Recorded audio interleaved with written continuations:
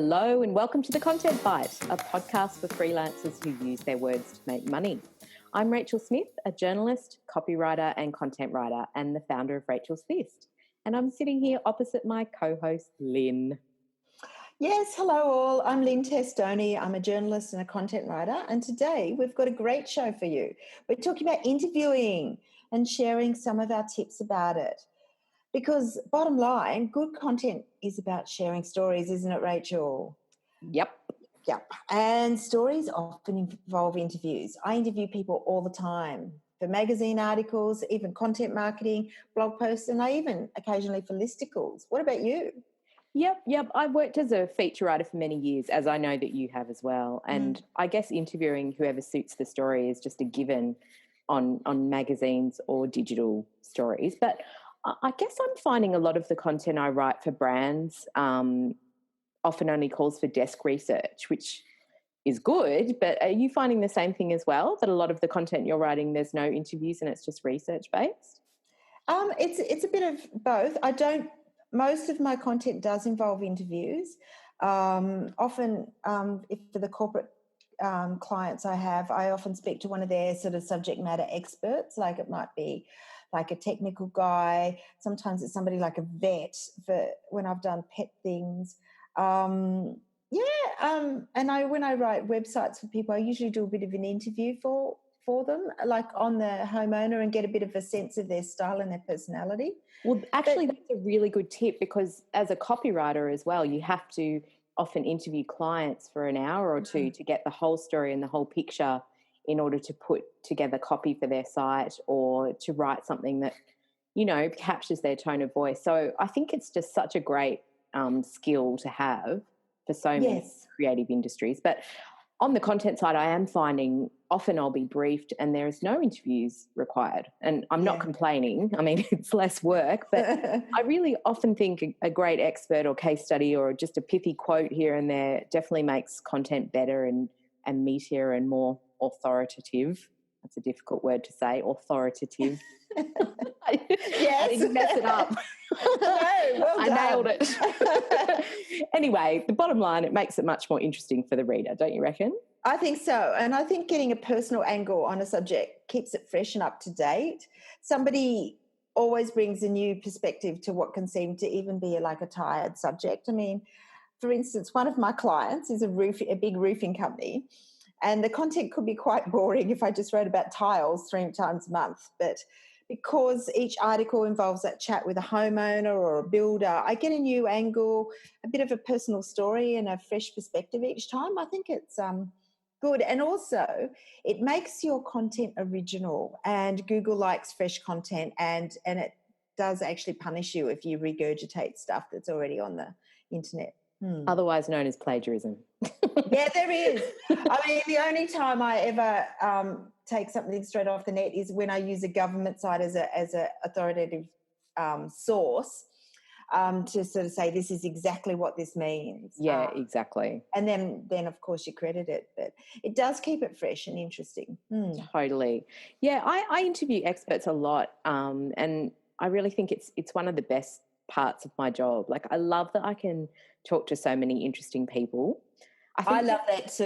It's really great. It feels like such a privilege, doesn't it? I mean, just last week I was talking to an infectious disease expert, and I got to ask him everything about COVID and even questions that weren't going into the story, which is a bit naughty. But, you know, from a parent's perspective, what he thought about sending the kids back to school, because this was before we were doing that, and there was a bit of concern about doing that. So that was really interesting. And then I think the week before that I talked to a vet who had quite a severe attack in clinic by an aggressive dog, and she had to have multiple surgeries, and it completely changed the course of her career. And she created this like gentle sort of clinic around, addressing bringing your animals in and aggressive animals and how to have gentle techniques for treating them and stuff like that. So that was just a fascinating story, and how she wasn't scared. She kind of went in a direction back to the clinic and thought of ways to make it easier on her and also easier on pet owners. So that was, everything. Every time I talk to someone new about their life or something that they've done, I just learn something, and I think it's, I love interviewing. as you say, it's a privilege. It really is. I did a house story for Home Beautiful not long ago, and the homeowner was such a delight, and she was so excited that her house was in Home Beautiful, which is her favourite magazine. And it was lovely. It was beautiful. The whole thing was just such a nice thing to do. And I mean, it's not like serious, hard-hitting journalism, but it was a real privilege, and I really enjoyed that. Yeah. You did write a post on Rachel's List once, though, how you used to hate interviewing, didn't you? I did. I did like that. And I guess when I was starting out, I was such a nervous Nelly about interviewing. I was really nervous about it. But once I sort of got into my groove, I started to really enjoy it, and now I really think it's just one of my favourite parts of the job. But like any kind of skill, I suppose you learn ways to make it easier for yourself and for the interviewee, and you learn ways to become more efficient at it and to get the quotes you need. And but I think we're always learning, aren't we? I mean, I've been interviewing people for 20 odd years or more, and I think you can always get better at it and learn how to improve. And yes, and there are some people that are easier to interview than others. True. And so we've all had somebody who's been difficult for a variety of reasons, and we'll talk about that. But so you can always learn something, and we wanted to share some of our tips because we both brought different skills. I love reading your tips. It's good. I've learned stuff. And whether you're a new journalist or a content writer who has to conduct interviews, and I think there is a tendency these days for people to be nervous about interviews. People do tend to avoid it, and I actually think it, as you say, it's a privilege and it makes the story better.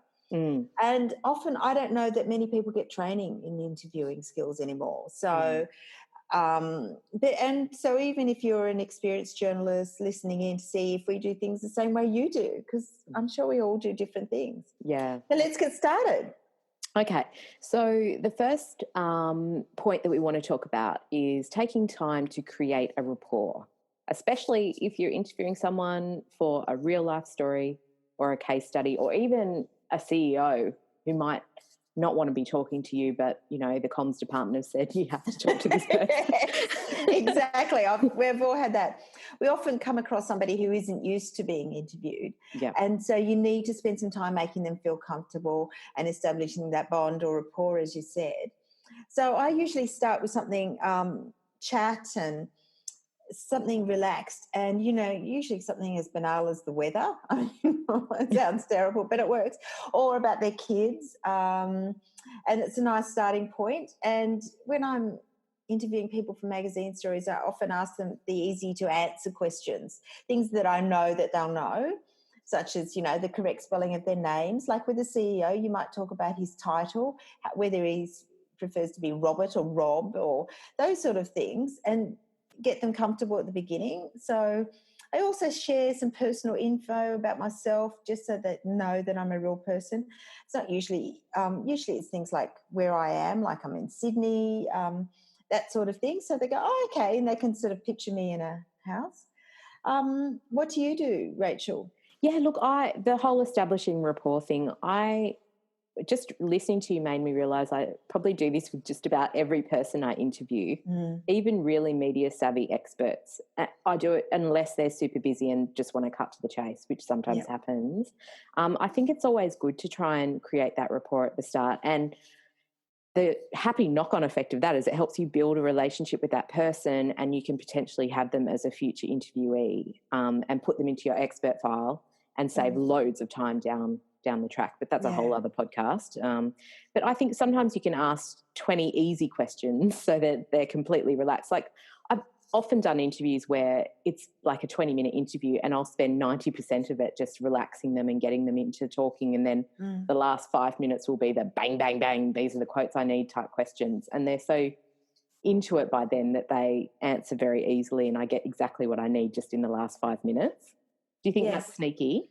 It is sneaky, but it works. I think also sometimes people want to tell you their story, and it's not necessarily what you need. Yeah. Sometimes you just got to let them tell the story, yeah. and then you get the extra bit that you need for your piece or your agenda. Yep. And so the next tip is on interviewing experts, and you do this a lot more than I do. So what's your tips? Yeah, look, I think with this one, it's as much about being discerning and checking people's credentials, making sure that you've got the right expert, as also knowing the type of experts that you're actually allowed to interview. And sometimes editors will give you that information. Sometimes it's part of the style of the magazine and you're expected to know it. But you will run into hot water if you interview the wrong experts, and you'll also waste time because the editor will come back and say, we don't allow experts like that, or we want someone with these credentials, or that sort of thing. So, I mean, I used to write for a health mag that had a strict ban on not interviewing nutritionists. This was a very specialist health mag that you could only interview a dietitian.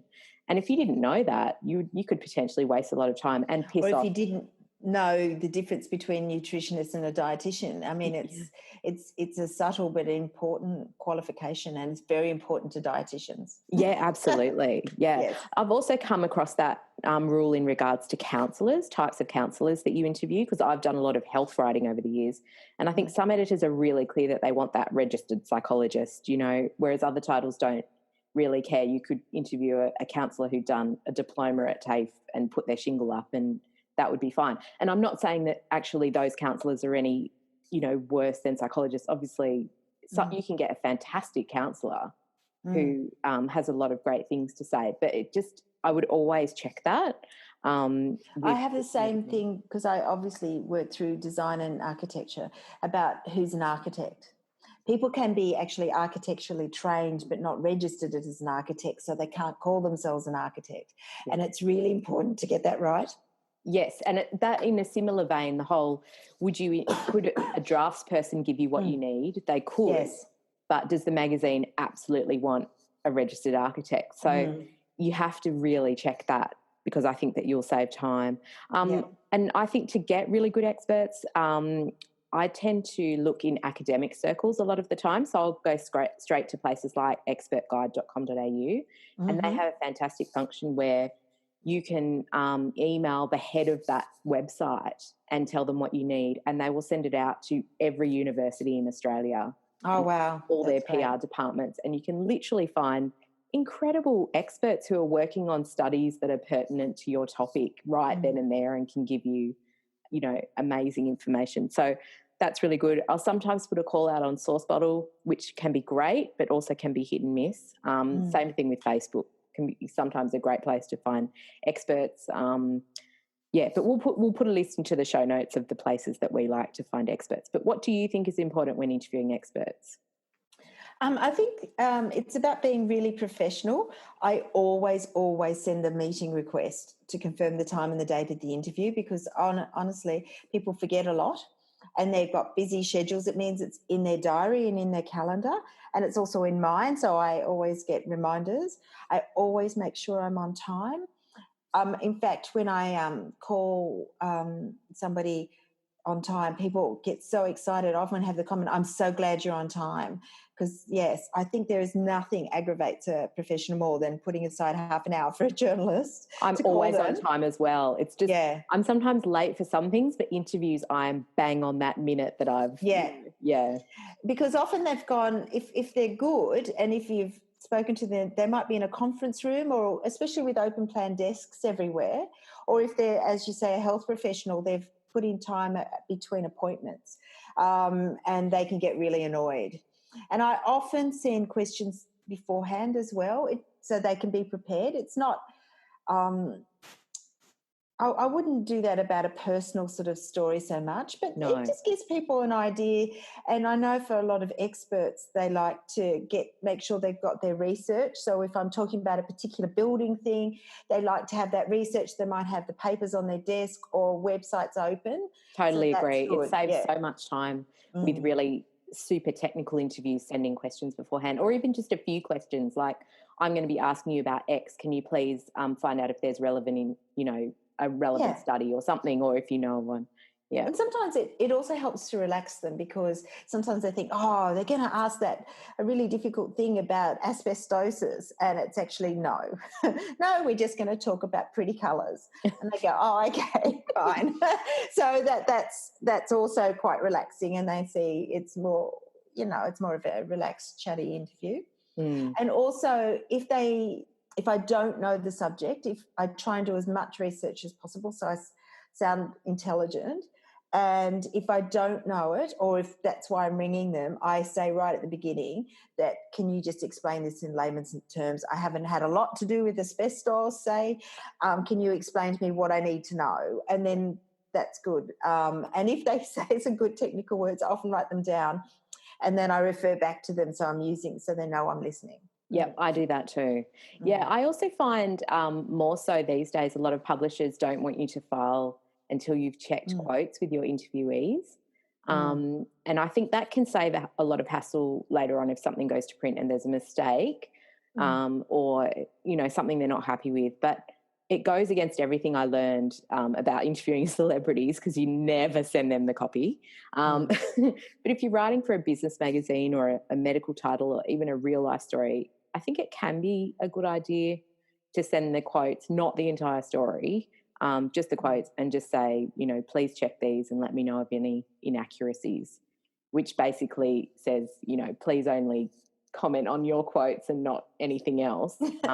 But if you send the whole story, I think that there are some wannabe journos out there who can be tempted to rewrite it, which can leave you in a world of pain. So, yeah, just blank out other people's quotes. And I also, with my case studies that I do for roofing companies, if I'm interviewing a builder or something who's one of their corporate partners, I want to make sure that they're happy with it as well, because obviously if the builder doesn't like it, that won't look good for the client. It's about this relationship between them, so that's part of it as well. And it also helps, they always get excited. I've very rarely had a problem, and they get excited. Me too. But a lot of journos are dead against it. They hate it. But I very rarely have a problem as well. Yeah. I know with a lot of the magazines, when I do house stories, they ask me to check everything with the homeowners, the quotes, and that's usually pretty good. Also, it gives me a little bit of flexibility. I tweak the quotes a little bit if I know they're going to see it, because I just usually I make them sound a bit better, a bit smoother, rather than making it quite candid. I might make it a bit more polished, and I think that's good for them. But I usually, if I've tweaked something a bit, I usually say, I've reworked this paragraph and combined it or something. Are you okay with that? You know, just to make sure. It's usually to make it simpler. Or if I'm sometimes when I interview husbands and wives about their house, the wife tells me everything, the husband never says anything. And then so sometimes I say, do you mind if I say that John said this? Just so otherwise poor John looks like he never gets a say. Get the word in. Oh, poor John. Poor John. Yeah. So the next one is about interviewing celebrities. Now these guys are usually really pros at interviews, but they're also usually tightly managed, which is the tricky part. And it's sometimes really hard to get something new and fresh in an interview, particularly if you are on one of those sort of junket things where you've got a 10-minute interview and then the next journalist is standing outside to do their 10-minute interview. I don't know if you've done any. I've done a few of those, Rach. I don't know about you. So I find it's all about research. If you can, watch the TV show, movie. Oh, my God, I've even read the book sometimes, which is amazing. That's just coincidence because I read a lot of books. But and I talk about the work. Actors particularly like talking about their work. And I don't tend to, it's not my thing, but I haven't done much about their personal life. Or if I do, I try and take it right back and talk about where they grew up or their first career, maybe where they went to drama school, something like that. So it gets a bit more personal, but it's not, not gossipy. Yeah. What about you? Yeah, look, I used to work for TV Week and NW, so I've interviewed a lot of celebrities. And looking back over that time in my life, it was just crazy. I mean, I got to interview a lot of actors coming to town, which was really fun. And I really think some of the best interviews with celebrities was when I could say to the actor, you know, should we go have a drink at the bar and have a chat? Or, you know, if the PR just let you run with it. You know, I once sat in a room at the Park Hyatt and I was just drinking tea and chatting to Mandy Moore for an hour before the PR came to get us. And she was totally cool with that. She was so awesome. And, but also there, like you say, you get those really tricky ones where it's like you have 10 minutes, but I've been told you have 3 minutes. I was told Oh, you had God. 3 minutes or 5, I think it was 3 minutes with Alicia Keys, and she was packing to go to the airport, and they just let me into her hotel room, and I had to just run after her with a dictaphone while she was packing. But then I think that you're right. Interviews with celebs are increasingly micromanaged. Like, you know, you read those Rolling Stones articles where the journo was tailing the celebrity for 2 or 3 days and just got all that colour Oh, and my everything. God, yeah. I don't know that happens so much these days. I mean, I had to interview some Twilight actors, and literally there was a group of PRs sitting with us and other journos, and any time that I said something that was a bit off script or trying to get a bit of colour or something, they'd go, no, next question, and literally cut me off. But the trouble with that is you get this kind of, everyone's got the exact same story, the exact same quotes. Yeah. Just bloody boring, and it takes all the fun out of it. But I think you really have to think on your feet a lot with celebrities. I interviewed Rowan Atkinson once for a movie that he was doing, and he'd basically hung up on the journalist before me because he hated her questions. So yeah, there's that sort of thing, you know. It can be really stressful and unpredictable if you've only got one chance to get the story. So I think building that rapport, it comes back to that. It's even more important. You've got to try and make them laugh or ask them something that surprises them. It can sort of kick it off on the right note and really help you get stuff that nobody else has. Yes, and I actually think those are the ones, if you only got 10 minutes, you have to be so thorough in your research. You have to have all your questions down. You have to be really good and come up with something intelligent straight away. And then they start to relax and think, okay, this is good. Okay. And also you also have to do a bit of rapport building with the manager. Don't you? So they know that you're going to be respectful, that you're going to be thorough, and you're going to be ask intelligent questions. So sometimes you have almost two people to interview or build the rapport with, which is even negotiate with that person and say, look, I know you said I could only have 7 minutes, but can I have 10? Or even just another couple of minutes can get you the chance to build a rapport and ask a few really key questions so you get that story. Yes. Yeah. So our last tip is about asking questions, which sounds easy, but it's not, is it? No. I think that's true. Maybe there's this sense of, you know, if you're a good chatter, you can do a great interview, but often there's so much that goes into getting the questions right and getting the flow of questions right. You know, I think that's really key to a great interview and getting the gold, as we say. Don't you reckon? Exactly. And my tip is about getting into the habit of asking open questions versus closed questions. So that's a closed question is one that just requires a yes, no answer or a basic fact. And they're easy for them to answer, but they never get you a good story.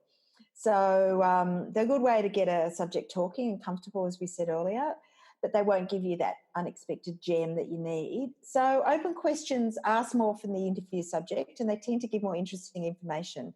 So these my favourite sort of open questions are things like, what did you or do you love about the subject, whether it's a movie or even if it's about asbestos, whatever. And what's the most important thing our readers need to know, and what surprised you about the project. And then things like, tell me more about, and is there a reason you... If you're interviewing somebody who's gone through some sort of trauma, usually the best thing I've found to get people telling their story in an appropriate way is to say, tell me when you knew things weren't right. And that tells you they start into the story. That's quite good. This is a long time, I did some counselling training a long time ago, and I advise never start a question with why.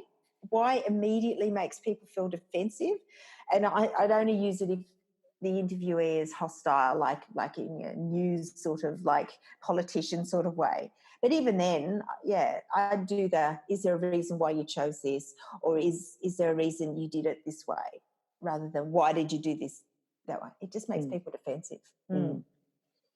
What about you? Yeah, no, look, I love those questions. I ask a lot of those as well. I think some of my favourites are, can you share a bit more about that? How does it work? Why? Oh, well, here's a why question, but why did you do that? perhaps if you're into the rapport with them and they're open to it, I think that can work. But I agree with you, it can be a bit combative maybe.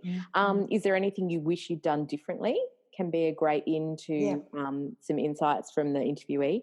What's the future for your industry is always a great one to ask for business stories, because often people have some really interesting stuff there. What's next or what's new for you work-wise? Great one to ask celebrities, great one to ask people who are doing something interesting. You know they're doing something interesting. It's coming up. They've got a fantastic book coming out, or but it's not out yet. It can get them talking about a project that, that they're interested in, and it also interests the readers because they know to look out for something.